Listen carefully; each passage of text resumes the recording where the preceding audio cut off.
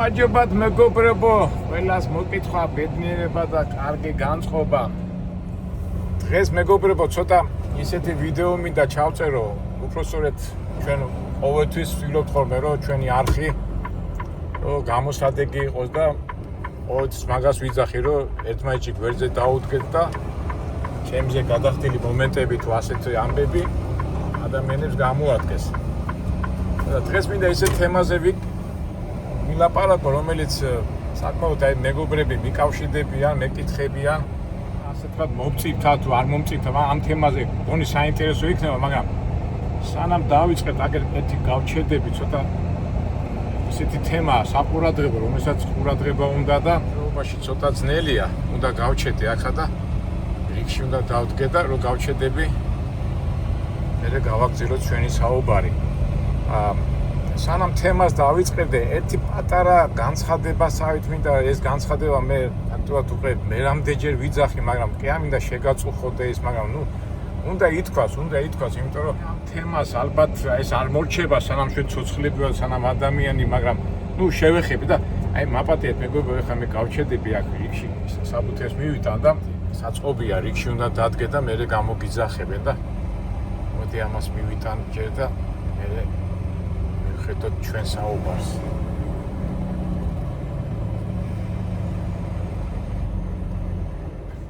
ეს ქაღალდი შეავსეო, ეს ყვითელი ეს ჩაეციო, მე ხომ აქ ტაპოჩკების ნაცვლად ბატინკები ჩაეციო და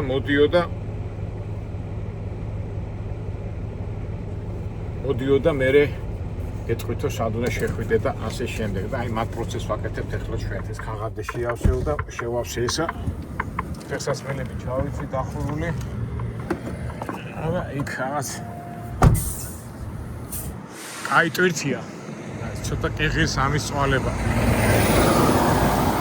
მოხები ლოს-ანჯელესში და ხოიც ლოს-ანჯელესში საწყობებით ესინია და ფასიანი ტვირთია და ამიტომ ჯობია ამ წესებზე ვიაროთ. არივლი და ტვირთს ვერ აიღებ.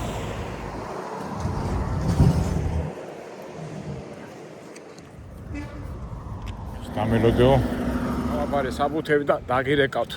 ნახოთ აბა ამასობაში ჩვენს მანქანები იყო ყველა მიაყენეს. დატვირთავენ იმას და მეც ამომიძახებენ. არის ხომ ასე სამსახურები საწყობში არ გიშვებენ შიგნით. გარეთ ქუჩაში დგახარ, მე გირეკავენ და როცა მზად იქნება ტვირთი ან რაღაცა, მე გირეკავენ და იქ უნდა დადგე და ამ პროცესში ვართ ახლა ჩვენც. ცოტა ახლოს მივიდეთ.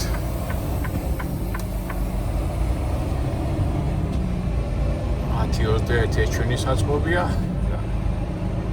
რიგში პირველი კითხავთ, არის ახლა იმათმა თუ არ დაამასწრეს, ისინი თუ ადრე არიან მოსულები. ასია თუ ისია. გავჩერდებით და ცოტა დიდი შესავალი გამოგვივიდა, მაგრამ თონი ისეთი საყურადღებო თემაა და სანამ ძირითად თემაზე დავიწყებდე ლაპარაკს, მინდა უკვე მერამდეჯერ ვაცხადებ მეგობრებო, ამაზე აღარ ვილაპარაკებ მეთქი, მაგრამ ეთქობა ეს სამწუხარო ჩვენ საზოგადოებაში რომ მოსმენის კულტურა არ აქვს და არ გისმენენ და მოусმენად და ვარაუდის გარეშე იარლიქს მოგადებენ და ამაზე ჩვენ რამდენჯერმე გვილაპარაკე ამ თემაზე. მეგობრებო, რამდენს მეგობრებს და ფოლოვერებს უთქვენ, მიაქცევ აკაკი ყურადღებას, მაგრამ ზოგჯერ ეს უნდა გაჩერდეს ეს იარლიკების მიწერება და ჩვენ იცით ხო ჩვენ როგორ გადავჭერეთ ეს პრობლემა ჩვენ არხზე. ჩვენ მკაცრად ბილსიტყვაობას და უცენზურო, უეთიკო გამონათქვამებს ბროკავთ მაქსიმალურად და მე ასეთი გამოსავალიც ვნახეთ, რომ ჩვენ არც მარჯვენ, არც მარცხნივ ჩვენ ვაჩვენებთ იმას, რაც არის და ადამიანს არჩევანს უტოვებთ. მაგრამ სამწუხაროდ რაღაცა აზრო გამოთქვა და ყველას აქვს თავისი აზრის გამოთქმის უფლება, მაგრამ ვინაიდან იმის აზრზე არ ახარ, იმის ფიქრზე არ ახარ, შენ გიწოდებენ ბნეს, შენ ჩამორჩენის, ქოც, რუსის, მაიმუნს და რაღაც 1000 რაღაცებს და რომ ვეუნები ხოლმე მეთქი კარგი, მე ასეთი ვარ, მაგრამ შემხვდი, დავილაპარაკოთ. მე მოვალ მარტო, თქვენ იქნება შენ კრიმინალი ხარ, შენ ისა ხარ, მეტი საქმე არა მაქვს შენთან შეხვედრის და ასე უნდა. ეხლა მე კი ვცდილობ აუხსნა, მაგრამ არ უნდა ადამიანს გაგება და უნდა ჰაერში სიტყვა და გასაგები ამათაც შლი, მაგრამ მაინც არჩერდებიან და უბრალოდ ერთხელ და არამედ ერთხელ სულ ვიტყვი, რომ ნებისმიერ ნებისმიერ აზროვნებას მივიღებ, შენიშვნას მივიღებ, თქო, თუნდაც რაღაც ლოგიკური რაღაცა ისეთი საწყისი და ბოლო და ფაქტებზე და არგუმენტებზე დამყარებული, მაგრამ არა, მაინც და ჩვენ რა თქმა უნდა ვიძახეთ, რომ ეხლა ჰაერში გასროლის სიტყვებს ამათაც დავბროკავთ ბოლოს და ეხლა კიდევ ერთხელ ვიტყვი, რაცო არ არის შემხვდი, ვილაპარაკოთ, ყველას აქვს თავისი აზრი, მაგრამ არა, მაინც უნდა მოგაყენო შეურაცხყოფა. უბრალოდ კიდევ რა მიკვის, იცი? ეხლა ვისაც მიკვის რა, ხო ხედავთ უკვე, ვისაც ჩემი წიგნია წაკითხული, ვისაც ჩემი ცხოვრებაა გავლილი. ხო ხედავთ ვისთან აქვს საქმე, რა ადამიანთან აქვს საქმე და მაინც რატომ მეჩხირები, მაგრამ კლავიატურას ლომები არიან და შემხვდი დაგელაპარაკები, მაგრამ არა, შენ მეტ საქმე და მაგ შენ კრიმინალურ ადამიანთან დავიწყო ლაპარაკი და დავდექი ცოტა უკან გავწიოთ მანქანა, იმას შეუშალე ეთყობა ხელი. ძალიან მაგრა დამისიგნალა, გავწიო მანქანა რო ახეთყობა ხელი. სხვა საწყობია და უშლის ხის. ოკეი. აი ამ ტიპმა უნდა დამიძახოს. ჩვენ ისევ და ისევ ჩვენ ვაჩვენებთ იმას, რაც არის და არჩევანს მე გიტოვებთ. ძალიან გთხოვ და ურადღებით, რომ აი 10 სიტყვიდან წინადადებაში ხوارი 10 სიტყვა და მაინც 3 სიტყვას მოისმენ, მაინც რაღაცას გადებენ და ჩვენ არხს ეძახიან თქვენ რობოტები ხართ, ისა ხართ, ესა ხართ. ძალიან დამღლელია, მაგრამ რა ვქნათ, ეთყობა ესე ჩვენი მოცემულობა, მაგრამ მე ვიცი, რომ მე თქვენ ჩემო მეგობრებო, ახლობლებო, რომ ჩვენ მიზეს არ ვაძლევთ ადამიანს, რომ შეურაცხყოფა მოგვაყენოს, მაგრამ სამწუხაროდ მაინც ასეთი რაღაცები ხდება. მენტურებული და რაღაცა ისეთი ლაპარაკი მიდის და ტყუილი ჰაერი და მე ისე და ისე ვიმეორებ, ჰაერში გასროლის სიტყვები ჩვენთვის არ არის მნიშვნელოვანი, მაგრამ სხვა რა დარჩენია, უნდა დავბროკოთ ასეთი ხალხი და ჩვენი არხი ისე და ისე ვიმეორებ, რომ ჩვენი არხი არის ურთიერთ დახმარების, ურთიერთ თანაგზნობის და ურთიერთ გამოცდილების გაზიარების არხი და დანარჩენი არჩევანი თქვენთვის მომინდია რა და აი ისევ და მეორე აი არ მინდა ხოლმე ამ თემაზე საუბარი, მაგრამ ეთყობა ესეც რეალობაა და ჩვენ რეალობისთვის მზათა ვართ ყოველ შემთხვევაში სიყვარულით, გაგებით, სიმშვიდით და რაციონალური გადაწყვეტილებით. მე ისე და ისე ვიმეორებ, არც მე, არ ჩვენი ფოლოვერები, მეგობრები, ჩვენ მიზეს არასდროს არ მივცეთ ადამიანებს, რომ რაღაცა ზედმეტი გამოვიწვიო და ეხლა თუ გიწვევ, ამასაც არის პასუხი, მაგრამ მაგამდე წესი და რიგით არ უნდა მიდიოდეს ამ საქმეზე, მაგრამ ასეა. კარგით მეგობრებო, ეხლა გადავიდე ძირითად საქმეზე და სალაპარაკო თემაზე. რატო ამოვიწყე ამდე საუბარი, იმიტომ რომ ეხლა მე ისე თემაზე დავიწყებ ლაპარაკს, რომ ადამიანები ვერ გაიგებენ თუ არ გაიგებენ, არ ვიცი, მე არ მინდა რომ გაიგონ, მაგრამ მე მაქსიმალურად შევეცდები, რომ ეს ყველაფერი დავალაგო, ახსნა და დასკვნა გამოვიტანო და ისევ, რომ ჩვენი ეს ნალაპარაკები და ეს ნააზრევი თუ გადმოცემული სასარგებლო იყოს ჩვენი მაყურებლისთვის. ბევრი ადამიანი მიკავშირდება და მე მინდა ამ ადამიანებს მიუძღვნა ეს ვიდეო. ასეთი თქვენ სათაურიც ხდებით ხო, როგორ არის სათაურიდან მიხვდებით ღირს თუ არა ამერიკაში წამოსვლა. ისეთი კითხვაა, ხო? ეხლა ჩემი ცოლიც მე საერთოდ ვცდილობ ხოლმე რაღაცა რომ ვახსნო, შორიდან ვიწყებ ხოლმე ლაპარაკს და ჩემი ცოლი მეუბნება, ბიჭო, უთხარი, ხო, არა, მაგრამ მე რო თქვა არა, ან ხო, ეს უკმარისობა არ მიმაჩნია ეს სწორად და ყოველთვის მიმაჩნია, რომ რაღაც წინასწარ რაღაცა მოამზადო და მე დასკვნა გამოიტანო. ყოველ შემთხვევაში მე და ჩემი მეუღლე ამაზე ხშირად ასთა სხვადასხვაობა გვაქვს, მაგრამ მე მიმაჩნია, რომ ასეთი ღირს თუ არ ღირს, ასე პირდაპირ უთხრა ადამიანს ღირს თუ არა ამერიკაში წამოსვლა, ეხლა მე რო თქვა არ ღირს, მე უცბა წამოვა ასეთი სიტყვა, შენ რატო დადიხარ მაშინ? მე თქვი ღირს, მაშინ რა გვაწყობებ, ესე იგი შენ არ გინდა რომ ასე რო უთხრა რომ არ წამოხვიდეთ არ ღირს, მაშინ შენ არ გინდა ჩვენთან ხო იცით როგორ არის ხოლმე, შენ შენი საქმე გააკეთე და ჩვენ არ გვინდა წამოვიდეთ ისა და აი ესეთი ლაპარაკები, შენ უკვე შენი ნახე და ჩვენ აღარ გვინდა და შენ ცუდი გინდა და შენ არ გინდა რომ ჩვენს კარგად ვიყოთ, ხო იცი ასეთ რაღაცა ლაპარაკები და ეხლა მე მინდა ცოტა ისე ლამაზად ჩამოვაყალიბო, რომ ჩემი ეს ნალაპარაკებს შედეგი კონდეს და მეც მაქსიმალურად შევეცდები, რომ ადამიანებმა კარგად გაიგონ ამ კითხვაზე პასუხი. ღირს თუ არა ამერიკაში წამოსვლა ამჟამად.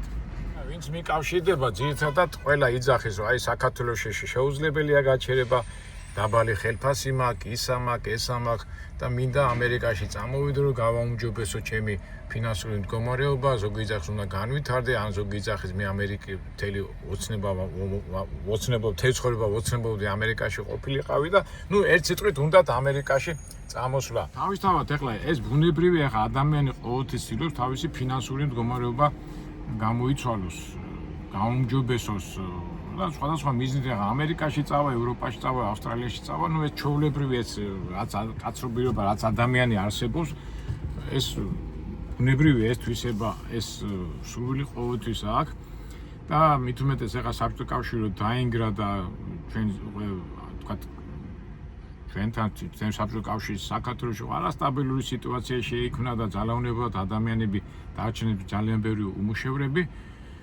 ასე ტენდენცია წავიდა დავაი ამერიკისკენ, იმიტომ რომ ამერიკაში ფული იშოვება და ტალღა როგორ იყო ხო? თუ ადრე ემიგრანტები პოლიტიკური რევოლუციების და გადატრიალებების შემდეგ მიდიოდნენ ემიგრაციაში, ეს ბოლო 30 წელი უკვე ჩვენი ემიგრაციასაც არ ვეძახი, მე ემიგრანტი არის, ვინც სამუდამოდ მიდის, მაგრამ მე ვეძახი ამ წასულ ხალხს და მეც ჩემ თავს ვეძახი გასტერბაიტერები, ანუ რაღაცა პერიოდი მიდიხარ უცხო ქვეყანაში, იქ ფულ შოულობ და მე მოდიხარ საქართველოში რაღაცას აკეთებ, მე ზოგი რჩება, ზოგი ვერ რჩება, ზოგი აკეთებს ამ ფულს, ზოგი ვერ აკეთებს და ნუ ეს საერთო ჯამში ასეთი სიტუაციაა.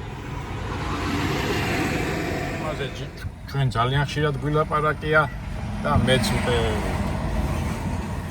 რა ტრაგედია, რა მოყვება ამას, რა პრობლემები მოყვება საბოლოო ჯამში მე ეხლა ვიტყვი რომ ჩემი აზრია და ბევრი დამეთანხმება, ვინც დიდი ხნის ემიგრაციაში არიან.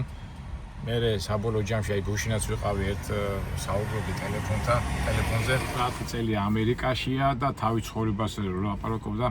დიდი შეცდომა დაუშვიო, რომ მე ამერიკაში წამოვედიო. ასეთი, თუმცა იმ ადამიანს სახლიც აქვს ნაყიდი, რაღაცა წარმატებებიც აქვს, მაგრამ საერთო ჯამში მაგრა ნანობს, იმიტომ რომ თავისით ბოლო 30 წლის განმავლობაში შრომა და ის ნანობდა, რომ ის ახლობლები, ის ურთიერთობა, ის კლასელები, მეგობრები, ნათესავებთან არ ქონდა ურთიერთობა, ეხლა ის უკვე ასაკშია და საბოლოო ჯამში მაინც სინანულით ლაპარაკობდა.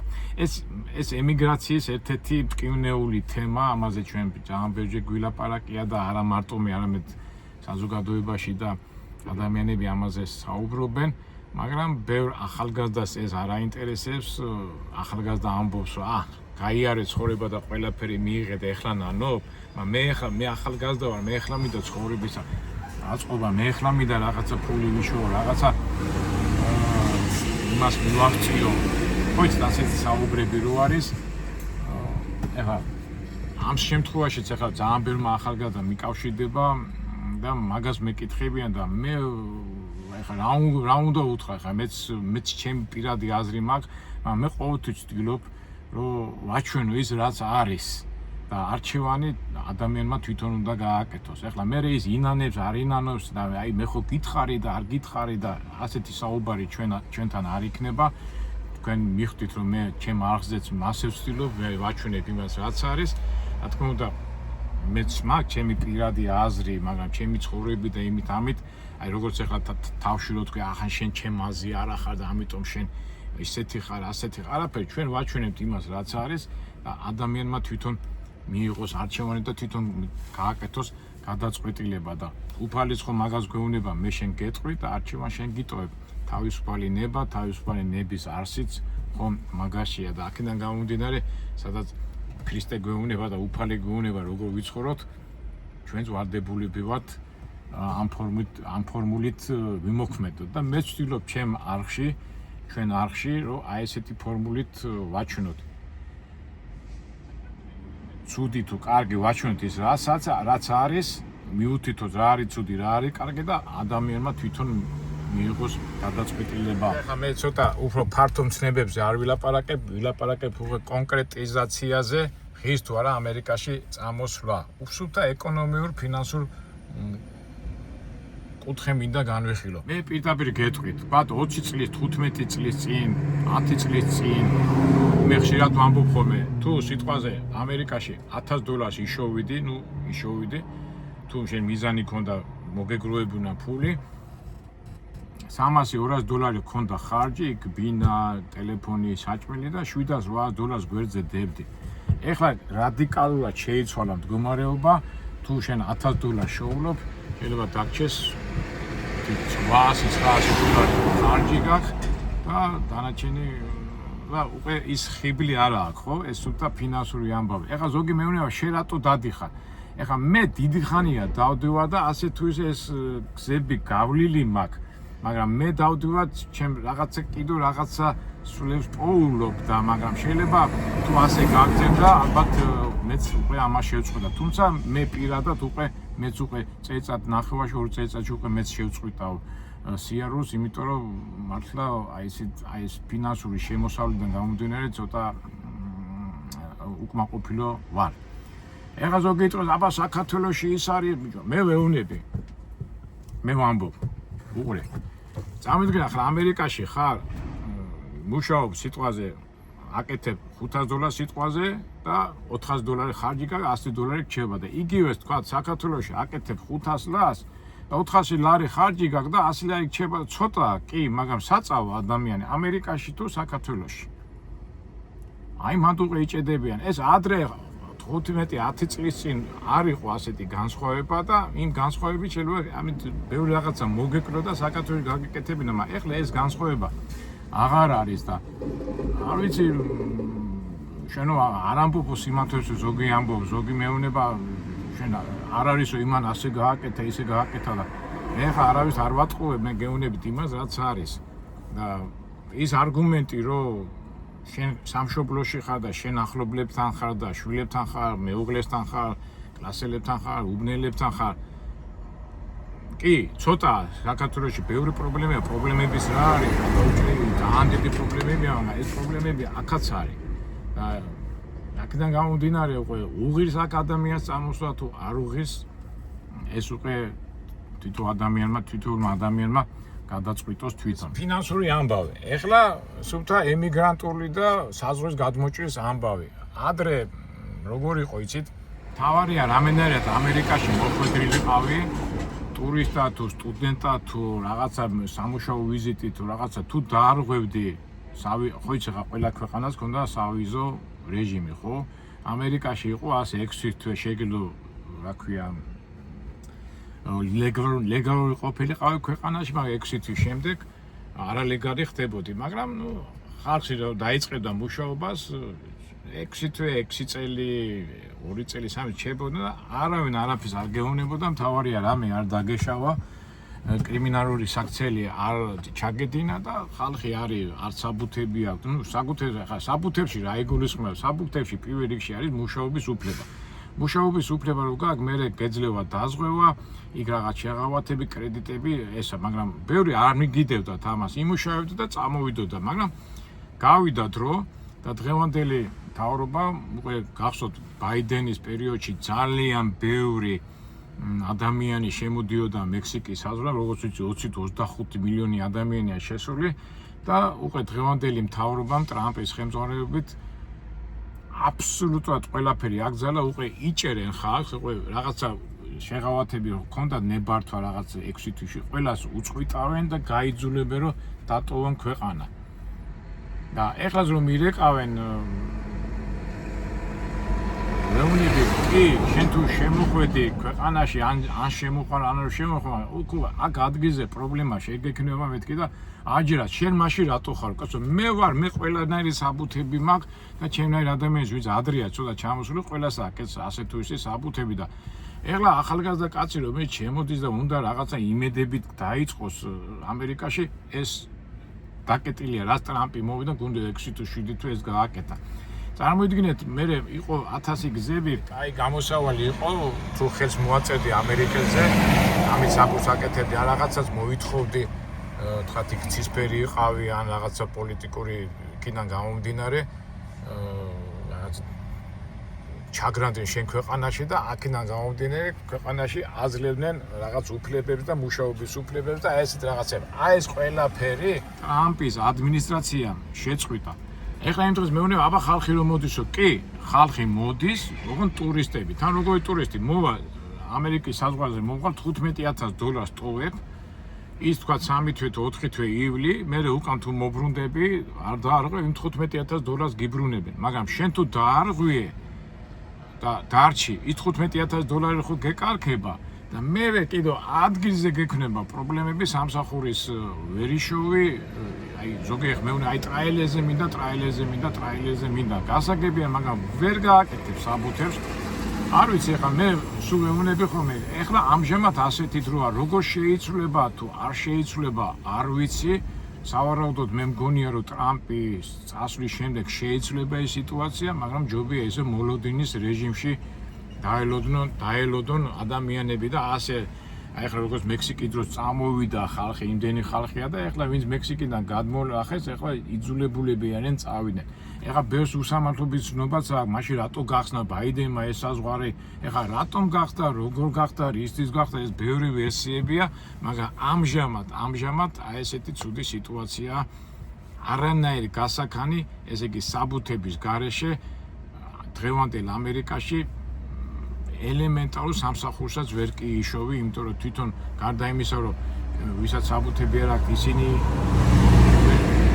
ვერ იშოვი სამსახურს თვითონ ვინც სამსახურის მომცემია, ხელმძღვანელია, ფილმის ხელმძღვანელი, ისიც ამაზე უარზია და ძალიან დიდი პრობლემებია. და იმ დღეს ამ მექსიკიდან გადმოსულებს ხო პრობლემებს უქმნიან. ეხლა მიადგნენ გრინ-კარტიანებსაც. გრინ-კარტიანები იცით ხო რა არის? მუშაობის უფლება გეძლევა, გრინ-კარტის ცხოვრების უფლება და 5 წელი, 6 წლის შემდეგ ხდები მოქალაქე. თითქოს თავი ქუდის ქვეშ გაქვს, მაგრამ ამ გრინ-კარტიანებსაც მიადგნენ მოქალაქეებსაც, როგორ მიიღეს ეს მოქალაქეობა ფიქტიური ხელმოწერით, ყალბი გრინ-კარტი და ну ერთ სიტყვით ძალიან დიდი დომხალია თვითონ ამერიკის საზოგადოება. ხო, წარმოიდგინეთ, ადრე კიდევ იყო რა, ბავშვი რომ დაიბადებოდა ამერიკაში, თქვათ, არალეგალი იყო შემოსული და იმან ბავშვი თუ დაბადა ამერიკაში, ის ხდებოდა ამერიკელი. ეხლა მაგასაც უარზი არიან, ესე იგი, ეს ბავშვი ჯობია მშობელმა წაიყვანოს თავის ქვეყანაში და აი ესეთ რაღაცებში. მე კიდევ ისეთ რაღაცები ხდება, ხო დაიჭერენ ამ თქვათ რაღაცა დარღვევა უპოვეს იქ საბუთებში და თქვათ მაგალითად თქვათ დაიჭირეს ქართველი, ხო ღმერთმა ქართველებმა ვიღაცა და ქართველები ღმერთმა ყველას კარგად ისა ამასეთ იმეებში არ ჩავარდეს ნეტავი, მაგრამ თქვათ დაიჭირეს ქართველი და საქართველოში კი არ უშვებენ რომ ეხა თვითონ აფრიკაში ან ევროპაში ოღონდ მოშორდეთ. აი ესეთ რაღაცებიც ხდება და ერთ სიტყვით აი რა ვიცი ეხა ეს მე ისე და ისე ვიძახი ეხა მე თუ მკითხავთ ეს ხო ჩემი პირადი ეხლა არ მითხრათ რომ აი შენი შური გაქვს და შენ ისა არაფერი ეს რეალობაა რაც არის და აი ესეთი სიტუაციაა და ადამიანმა თვითონ უნდა გადაწყვიტონ აი აბა საქართველოში შეუძლებელია გაჩერება ის შეუძლებელია და ну არ ვიცი ეხლა თუ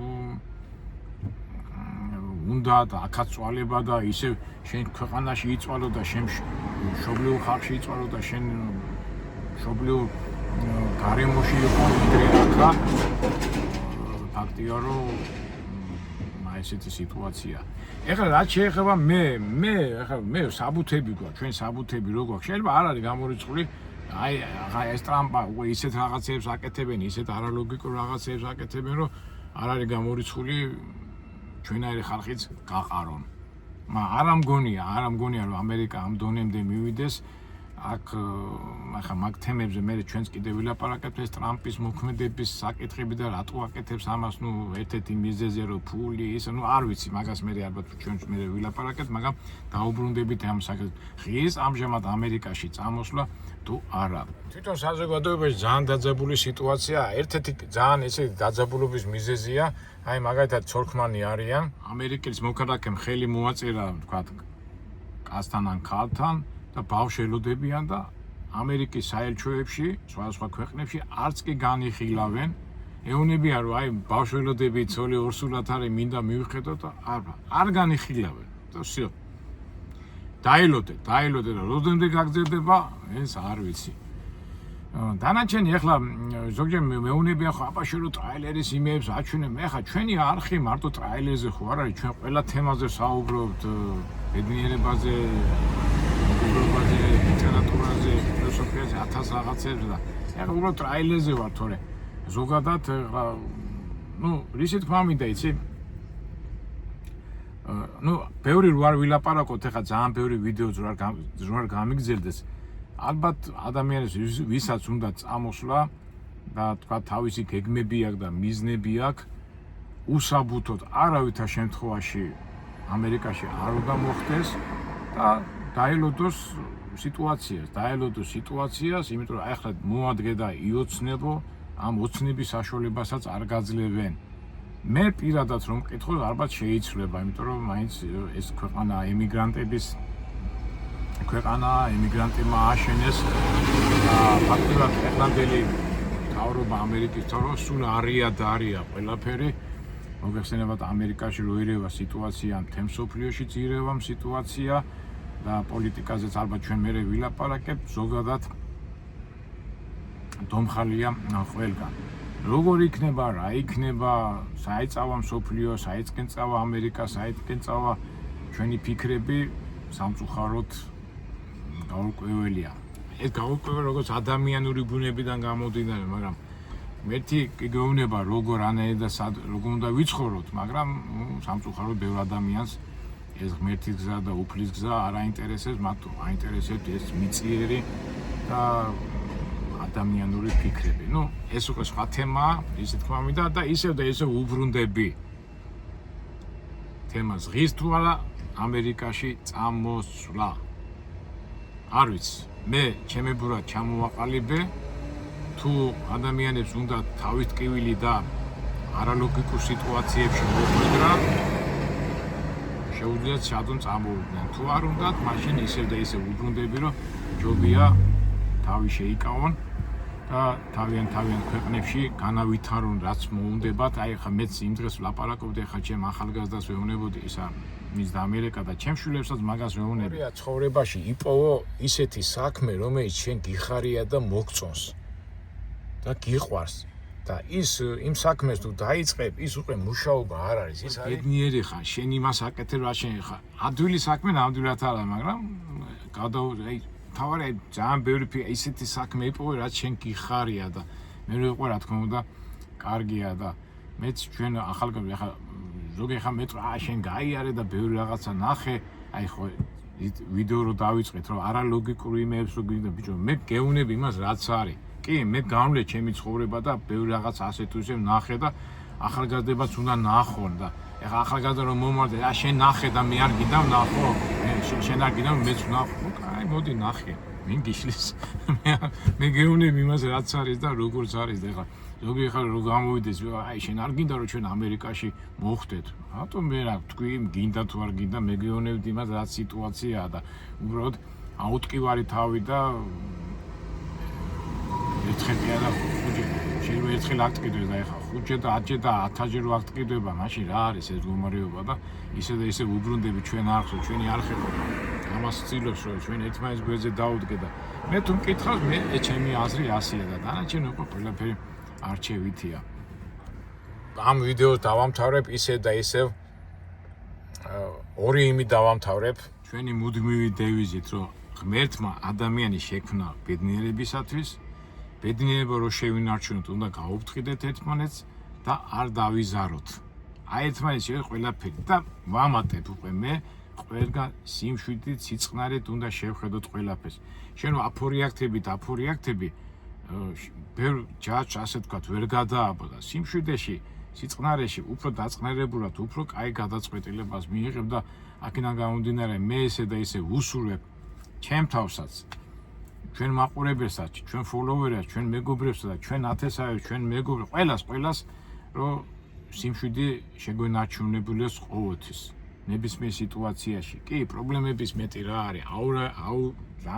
ძალიან ბევრი პრობლემებია, მაგრამ სიმშვიდეში შენ სწორ გადაწყვეტილებასაც იღებ, მაგრამ სამწუხაროდ სწორ გადაწყვეტილებას იღებ, მაგრამ გარემოა ისეთი არალოგიკური და ისეთი არეულია, რომ შეიძლება შედეგზე ვერ გახვიდე, მაგრამ ისე და ისე სიმშვიდით და სიწყნარით და სიყვარულით და ამას ვინ გვეუბნება უფალი და თვითონ უფალი, თვითონ ამ სამყაროს შემქმნელი როგორ იცხოვრო რა უნდა გააკეთო და რა ვიცი ამაზე ბედნიერი, ამაზე კაი გზა რა უნდა იყოს და მაგრამ მე წინა ვიდეოში ვამბობდი მაინც ადამიანი იქ უნდა იყოს სადაც დაიბადა რა, სადაც ღმერთმა გაგაჩინეს. კი, გაგიჭირდება, არ გაგიჭირდება, საბოლოო ჯამში მაინც იქ უნდა იყოს სადაც დაიბადე. და მე ძალიან ბევრი ემიგრანტებს შეხვედრი რომ უკვე ასაკოვან ადამიანებს, წარმატებულებს ასე თუ ისე და ყველა 10 კაციდან 10-ვე მაგას იძახის. არ ვიცი, შეიძლება ეს ახალგაზრდამ ვერ გაიგოს, მაგრამ ცოტა გამოსტილი და ვინც ცოტა გაიარა ცხოვრება და ნახა, ყველა მაგას ამბობს, რომ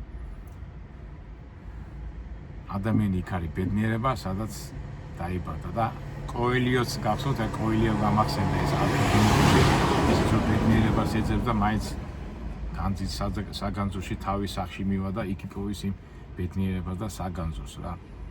ნუ არ ვიცი, ესე ჩემი პირადი აზრია და ჩვენ ყოველთვის ჩვენი არხიდან და ჩვენი მოქმედებიდან გამომდინარე ჩვენ ყოველთვის მივდევთ იმ ასე ვთქვათ ცხოვრების წესს, რასაც ქვია თავისუფალი არჩევანი. მე კიდევ ყველას გისურვებთ ბედნიერებას, სიხარულს, კარგ განწყობას და ყოფილიყავით მშვიდები. აი ესეც გიპასუხეთ, აი ესეთი ჩვენ ღირს ამერიკაში წასვლა თუ არა, ესეც უკვე თქვენი არჩევანია და გზა. კარგით აბა, შევხვდებით, იმედია მომავალ საინტერესო, უფრო დინამიურ და უფრო შემეცნებით ვიდეოებში. კარგად.